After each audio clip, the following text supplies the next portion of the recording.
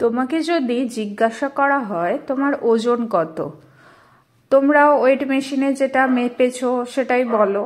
হয়তো কেউ বললে 20 কেজি, কি 25 কেজি, কি 40 কেজি। এই যে উত্তরটা তোমরা বলছো যে আমার ওজন 20 কেজি, উত্তরটা কি আদৌ সঠিক উত্তর হলো? সেটা কি কখনো ভেবে দেখেছো?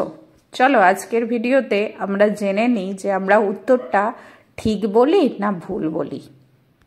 আজকের ভিডিওতে আমরা দুটো ভৌত রাশি সম্পর্কে আলোচনা করব। এক হচ্ছে ভর আর দুই ভার। ভরকে ইংলিশে বলা হয় মাস আর ভার অর্থাৎ ওয়েট। বোঝার সুবিধার জন্য আমি এখানে স্পিডটা একটু ধীরে ধীরে বলেছি কথাটা, যাতে সব স্টুডেন্টরা ভালো করে বুঝতে পারো। কারোর যদি মনে হয় যে আমি খুব স্লো বলছি, তাহলে তোমরা স্পিডটা বাড়িয়ে নিয়েও এটা দেখতে পারো। কোনো বস্তুর মধ্যে যে পরিমাণ জড় পদার্থ থাকে তাকে ওই বস্তুর ভর বলে। বস্তুর ভর অপরিবর্তনশীল। পৃথিবী তথা মহাবিশ্বের যে কোনো জায়গায় সমস্ত বস্তুর ভর একই থাকে, ভরের কোনো পরিবর্তন হয় না।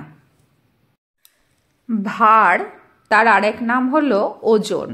কোনো বস্তুকে পৃথিবী যে পরিমাণ বল দ্বারা তার কেন্দ্রের দিকে আকর্ষণ করে তাকে ওই বস্তুর ভার বা ওজন বলে।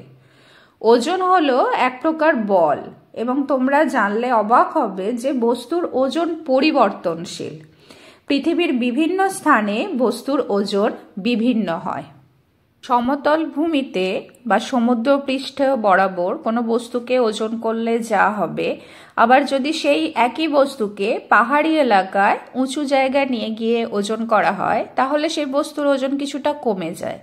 আবার যদি আমরা পৃথিবীর কেন্দ্রে অর্থাৎ মাটির তলায় দিকে কোনো বস্তুকে সেই বস্তুকে নিয়ে গিয়ে তার ওজন মাপি, তাহলেও সেই বস্তুর ওজন কিছুটা কমে যায়। তো বস্তুর এই ওজনের পরিবর্তন কেন হয় সেটা কি তোমরা জানো? দেখো, বস্তুর ওজন এবং ভরের মধ্যে সম্পর্ক হচ্ছে ওজন সমান বস্তুর ভর ইন্টু অভিকর্ষজ ত্বরণ। অর্থাৎ অভিকর্ষজ ত্বরণ দিয়ে ভরকে গুণ করলে আমরা ওজন পাবো। এখন তোমরা আগেই বলেছি যে পৃথিবীর বিভিন্ন জায়গায় বস্তুর ভরের কখনো কোনো পরিবর্তন হয় না, সমস্ত বস্তুর ভর একই থাকে। তাহলে এই অভিকর্ষজ ত্বরণই হচ্ছে সেই জিনিস যার কারণে বিভিন্ন স্থানে বস্তুর ওজন বিভিন্ন হয়। পৃথিবীর বিভিন্ন স্থানে অভিকর্ষজ ত্বরণের মান বিভিন্ন হয়। সে কারণে যেহেতু একটা পরিবর্তনশীল রাশির সাথে ভরকে গুণ করা হচ্ছে, তাই তখন ওজনটাও বিভিন্ন হয়ে যায়।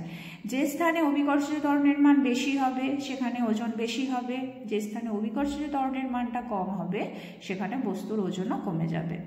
এবং বলে রাখি যে ভূপৃষ্ঠ তথা সমুদ্রপৃষ্ঠ বরাবর অভিকর্ষজ ত্বরণের মান হচ্ছে সবচেয়ে বেশি, এবং সেখান থেকে যত উপরের দিকে উঠা যায় অভিকর্ষজ ত্বরণের মান তত কমতে থাকে।